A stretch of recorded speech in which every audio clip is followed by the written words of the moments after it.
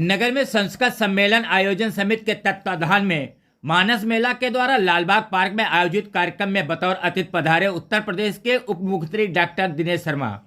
इस दौरान उन्होंने शहीद स्मारक पर पुष्पांजलि अर्पित कर जाने अनजाने शहीदों को याद किया।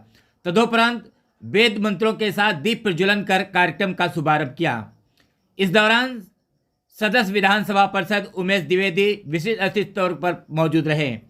अपने संबोधन में उन्होंने कहा कि भारतीय संस्कृति व सभ्यता को छोड़कर पाश्चात्य संस्कृति में व्यवहार पर चिंता व्यक्त की। उन्होंने कहा कि उनकी सरकार ने संस्कृत विद्यालयों की स्थिति को सुधारने हेतु निरंतर प्रयास करने के साथ साथ संस्कृत विद्यालयों में व्यवहारिक पाठ्यक्रम व शिक्षा प्रदान करने की व्यवस्था की है, जिससे व्यवहारिक ज्योतिष, व्यवहारिक वास्तुशास्त्र, योग दर्शन आदि में डिप्लोमा आधारित पाठ्यक्रम की व्यवस्था की जाती है तथा अन्य छात्रों की बात संस्कृत विद्यालय में छात्र छात्राओं को भी पुरस्कृत करने की व्यवस्था है। इस दौरान नियमित संस्कृत गुरुकुल के आए वेद पाठी बटुक ब्राह्मणों के द्वारा आशीष वचन व पुष्पांजलि का आयोजन किया गया।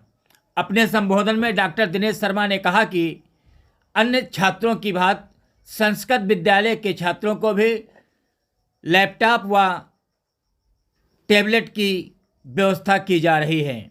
उन्होंने कहा कि संस्कृत में पढ़ने वाली छात्राओं को मुफ्त रहने की व्यवस्था के साथ साथ मुफ्त भोजन, पुस्तकों की व्यवस्था की जा रही है।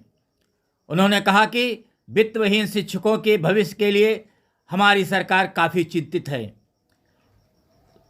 सरकार मशविरा कर रही है तथा नीति निर्धारकों से मशविरा कर कुछ न कुछ कार्यक्रम बनाएगी। आप देख रहे हैं युगाधार समाचार।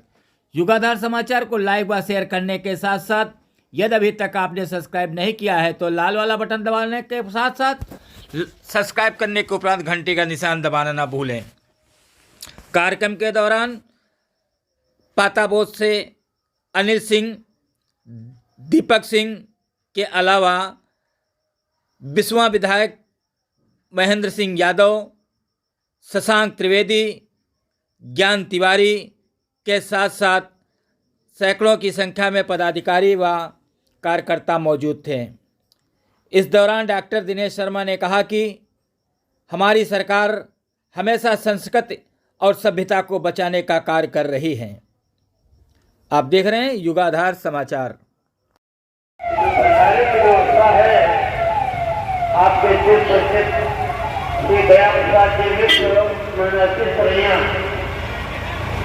उनकी ओर से आज भंडारे की व्यवस्था की गई। दीप प्रज्वलन कर किया जा रहा है। आप सभी लोगों से अनुरोध है, एक बार जोरदार तालियों से मुख्य अतिथि जी का स्वागत।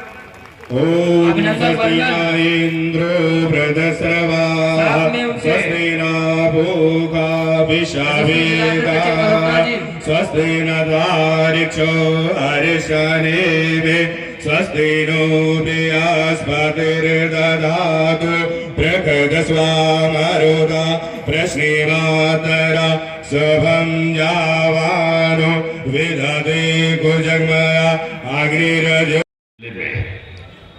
और कहते तो हैं कि सारे देवी देवताओं का, सारे ऋषि मुनियों का जहां पर पदार्पण हुआ हो वो स्थल अपने आप में पवित्र होता है। आज जो हमारे माताएं, मातृशक्ति यहाँ पर विराजित है, निश्चित रूप में मानस यज्ञ का आपने न केवल ज्ञानार्जन प्राप्त किया होगा बल्कि इससे तमाम प्रकार के सुखों की अनुभूति उनके प्रवचनों को सुनकर आपने लिया होगा।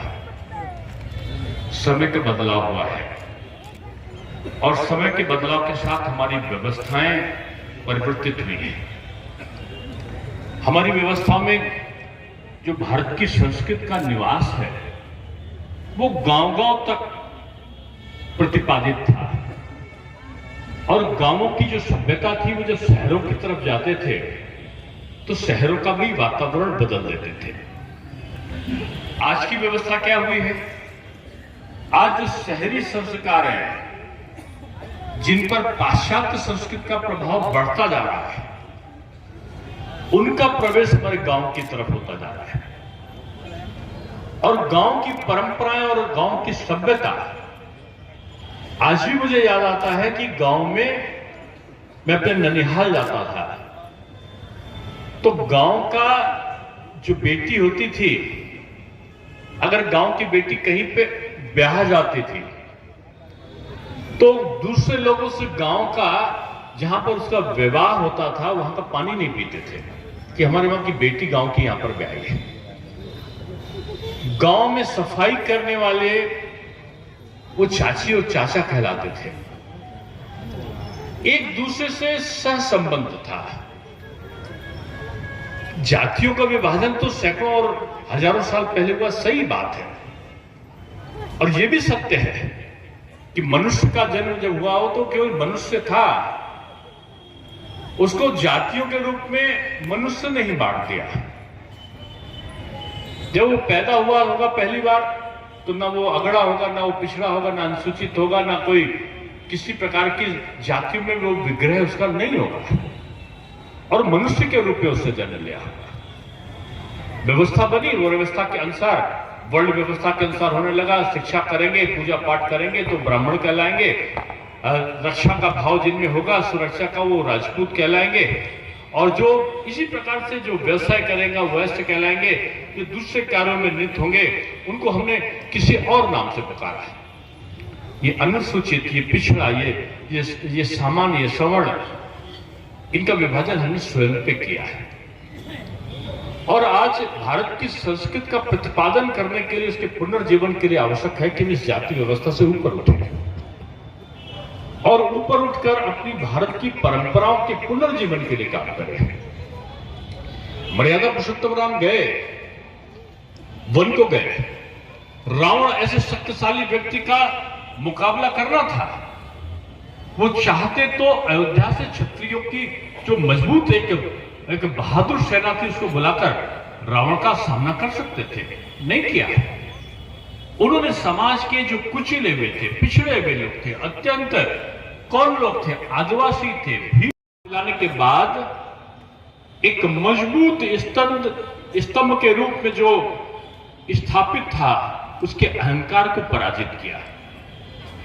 यानी मर्यादा पुरुषोत्तम इसलिए कहलाए कि उन्होंने समाज के विभिन्न वर्गों को जोड़ा। और भगवान राम इसलिए भगवान राम मर्यादा पुरुषोत्तम कहलाए कि पिता की आज्ञा का पालन क्या होता है, माता के निकले हुए वाक्य क्या होते हैं, पत्नी के प्रति कर्तव्यों का बोध क्या होता है, भ्रात प्रेम, भाई के प्रति प्रेम का भाव क्या होता है, और जनता जनार्दन की दी हुई जो सुझाव सलाह है या उनकी जो शिकायत है वो क्या है, इसका निर्वहन करने का काम अगर किसी ने किया तो वो मर्यादा पुरुषोत्तम श्री राम ने किया।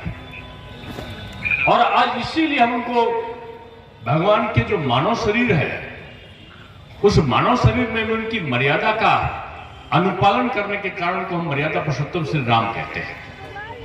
कहते हैं कि राम ने जो किया वो करो। राम ने क्या किया? राम ने मर्यादा का पालन किया है। भगवान कृष्ण ने जो कहा वो करो। कृष्ण भगवान ने कहा क्या, गीता का उपदेश दिया है, उसका पालन हम सब लोग कर रहे हैं।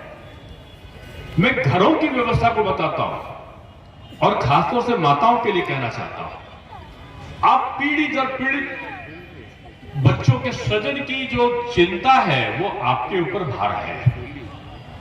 आज का सबसे बड़ी विडंबना जो है, वो सबसे बड़ी विडंबना ये है कि आज अगर कुछ पैसा आ जाता है तो गांव का व्यक्ति शहर की तरफ पलायन करता है, और पलायन करने के बाद अगर कोई और व्यवस्था होगी तो सबसे पहला काम ये होता है कि पढ़ा लिखा पति पत्नी अपने बच्चों को अंग्रेजी स्कूल में डाल देता है। पहले हमारे वहां पर वृद्धाश्रम की व्यवस्था नहीं थी। वृद्धाश्रम की व्यवस्था कहां थी? ये पाश्चात्य जो देश थे उनमें शिशु आश्रम थे, शिशु कल्याण के शिशुआलय थे, और वहां पर वृद्धाश्रम थे। क्यों थे? क्योंकि जब बच्चा पैदा होता तो वहां पति पत्नी को उतना समय नहीं होता था, और बच्चा पैदा होते ही उसको शिशु आश्रम में डाल दिया। थोड़ा बड़ा हुआ, पढ़ने के लिए बोर्डिंग में भर्ती करा दिया। बड़ा होकर पढ़कर आया और पढ़ लिख कर तैयार होकर नौकरी पा गया तो उसका पहला काम हुआ कि नौकरी करती हुई या कोई प्रोफेशन में रहती हुई किसी महिला के साथ, लड़की के साथ में उसका विवाह हो जाए। और जब विवाह होकर वो घर लौटता था तब तक माता पिता बुजुर्ग हो जाते थे और उसके सामने वो संकट के तौर पर आ जाते थे और वो सोचता था इन्होंने तो मुझे पाला नहीं, इनका जब दायित्व था तो इन्होंने मुझे बोर्डिंग में भेज दिया, जब दायित्व था तो इन्होंने मुझे शिशुआलय में भेज दिया।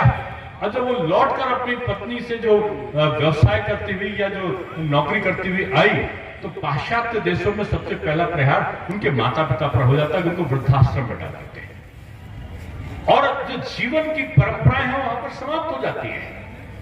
इसलिए हमेशा से हम लोग बोलते हैं कि जो पाश्चात्य संस्कृत है वो प्रदर्शन है, जो भारत की संस्कृति है वो दर्शन है और दर्शन को हम भूल जाते हैं। हम अपनी महान परंपराओं को भूल जाते हैं।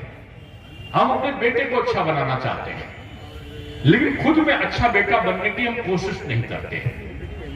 अगर हम खुद में अच्छा बेटा नहीं है तो हमारा बेटा अच्छा नहीं निकल सकता है।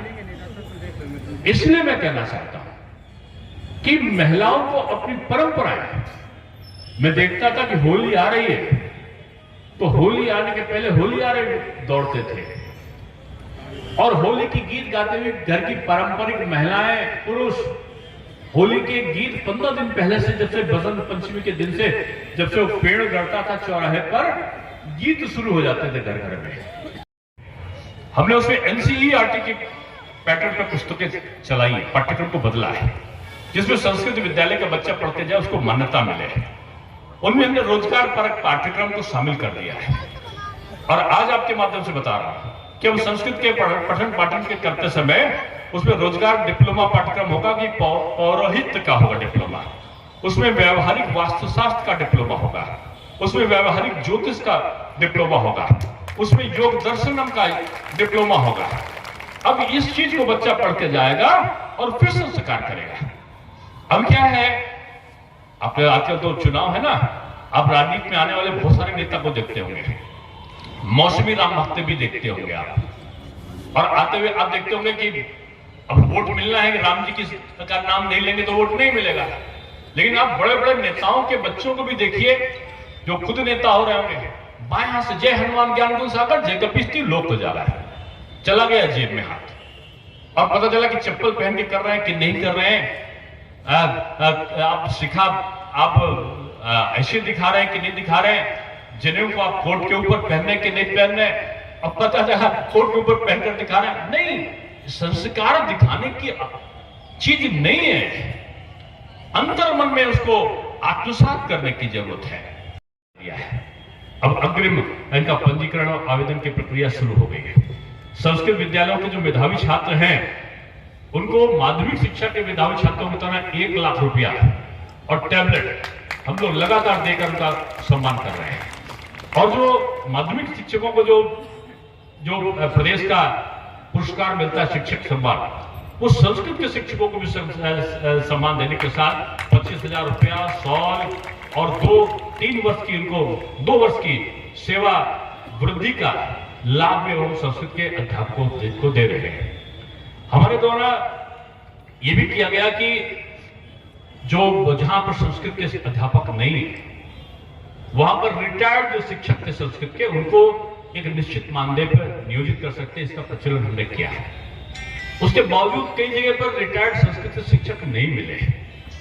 हमने एक अभियान चलाकर, और मुझे खुशी है, एकदम पवित्रता, पारदर्शिता, योग्यता को आधार मान के पहली बार संस्कृत में साक्षात्कार हुए हैं और योग्य अध्यापक सभी संस्कृत विद्यालयों में आने का लक्ष्य हमारा लगभग पूरा हो गया है।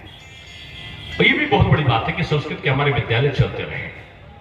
संस्कृत के विद्यालयों में जो शिक्षकों के लिए जो ग्रेच्युटी की व्यवस्था नहीं थी उसको हमने किया है। जो सेवा काल में मृत्यु होने जाने के बाद संस्कृत के अध्यापक के जो परमानेंट है उसके बेटे को मृतक आश्रित के रूप में नौकरी नहीं मिलती थी, हमने कहा है कि उसको नौकरी मिलना चाहिए और उसके ऑर्डर हमने जारी कर दिए हैं। संस्कृत के माध्यमिक विद्यालयों में जो प्रभावी प्रशासकीय व्यवस्था है उसमें प्रशासन योजना हमने संस्कृत के विद्यालयों में भी लागू कर दी है। और हमारा प्रयत्न यह है कि हमारे सरकार पहली सरकार है जिसने संस्कृत निदेशालय के गठन की घोषणा ही नहीं करी, उसके लिए पैसा भी निर्गत कर दिया है। और अब अलग से संस्कृत निदेशालय बनेगा, उसको हम लोगों ने जारी कर दिया है। और संस्कृत शिक्षा परिषद का नवीन भवन भी हमारा बनना शुरू हो गया है। जो हमारे गवर्नमेंट के संस्कृत कॉलेज हैं, विद्यालय हैं, उनमें छात्राओं का छात्रावास बन रहा है। जो संस्कृत पढ़ने वाली छात्राएं आएंगी उनको मुफ्त में शिक्षा, उनको मुफ्त में उनका भोजन, उनको मुफ्त में उनकी पुस्तकें और रहने की सारी व्यवस्था करने का काम भी हमारी उत्तर प्रदेश सरकार ने किया है और उसको वो तेजी के साथ में चल रहा है। और हमारा यही प्रयत्न है कि जो संस्कृत विद्यालय जो अनुदानित हैं उनको बनाने के लिए सरकार ने प्रस्ताव मांगा है। जिनके जीर्णोद्धार है तो जीर्णोद्धार के लिए हमने एक योजना अलंकार चलाया है और उसके अंतर्गत हम लोगों ने कोशिश ये की है कि जो संस्कृत विद्यालय हैं और जो माध्यमिक के भी 50 साल या 70 साल से ऊपर के विद्यालय हैं जो जीर्णोद्धार हैं, अनुदानित हैं, तो उनके लिए तो हम लोगों ने जो संस्कृत के विद्यालय उनमें तो हम अनुदान राशि दे के उनको उनके मरम्मत कराने का काम जिला स्तर पर होगा, जिलाधिकारी के और डीआरएस के माध्यम से, जेडी के माध्यम से उसका होगा। और जो अनुदानित कॉलेज होंगे उनके लिए हमने कहा कि जितनी राशि वो देंगे, मानो 25 लाख रुपए देते तो 25 लाख सरकार अनुदान के रूप में उनको देगी। अगर वो 50 लाख देते तो 50 लाख सरकार अनुदान के रूप में देगी और उससे वो पूरे विद्यालय की मरम्मत अपनी करा सके, इसकी व्यवस्था सरकार के द्वारा की जा रही है। यानी संस्कृत का प्रतिपादन हो, हमारे अध्यापकों के जीविका सुरक्षित हो, वित्तहीन शिक्षकों को उनके अधिकार मिले और उनके मैंने कहा जैसे अभी उमेश द्विवेदी जी बता रहे थे कि उनको वोटिंग का अधिकार ले लिया जा रहा था। हम लोगों ने कहा कि पूर्णकालिक के भांति काम करते हैं, अभी भी कुछ चीजें हैं उनको हम लोग जल्दी ही उस पर हम सुधार लाके उनके और क्या उनको हम सुविधा दे सकते हैं नियमों के अंतर्गत उस पर हम विचार कर रहे हैं। और हमारा उद्देश्य यही है कि पठन पाठन की प्रक्रिया विद्यालयों में अच्छी तरह चले और जो नकल विहीन व्यवस्था है, आपने देखा होगा कि पिछले वर्षों में 2017 में हम सरकार में आए, उससे पहले आप देखते होंगे कि उत्तर प्रदेश में नकल एक व्यवसाय बन गया था। बड़े बड़े माफिया, शिक्षा माफिया पैदा हो गए थे। नकल में नकल कराने के टेंडर उठते थे। पता चलता था जो आपकी क्योंकि परीक्षाएं नहीं हुई थी उनमें विद्यार्थी को पिछले अंकों के आधार पर दिया गया था। तमाम ऐसे विद्यार्थी थे जिनको प्रमोट किया गया था, उनके लिए हमने अंक शोधन परीक्षा पिछले महीने कराई थी, उसका परीक्षा फल निकल गया है, उनकी मार्कशीट उनको मिल जाए। लेकिन जो लोग परीक्षा में नहीं बैठे थे या दूसरे शब्दों में कहें उत्तीर्ण विद्यार्थी को छोड़कर जो उत्तीर्ण हो चुके विद्यार्थी हैं, एक बार परीक्षा दे चुके और उत्तीर्ण हो गए, वो परीक्षा में नहीं बैठेंगे 2021 की। बाकी सभी परीक्षार्थियों को एक अवसर हमने और दिया है और अभी परीक्षा की अंतिम तिथि बाकी है। वो लोग परीक्षा में फिर से बैठ सकते हैं। जिनके परीक्षा के अंक पत्र में अंक नहीं है, वो अंक पत्र में अंक चाहते हैं तो वो परीक्षा में फिर से बैठ सकते हैं। इसके आदेश भी मैं उमेश द्विवेदी जी को धन्यवाद दूंगा, इन्होंने मांग करी थी इस चीज को, हमारे वित्तहीन शिक्षकों ने।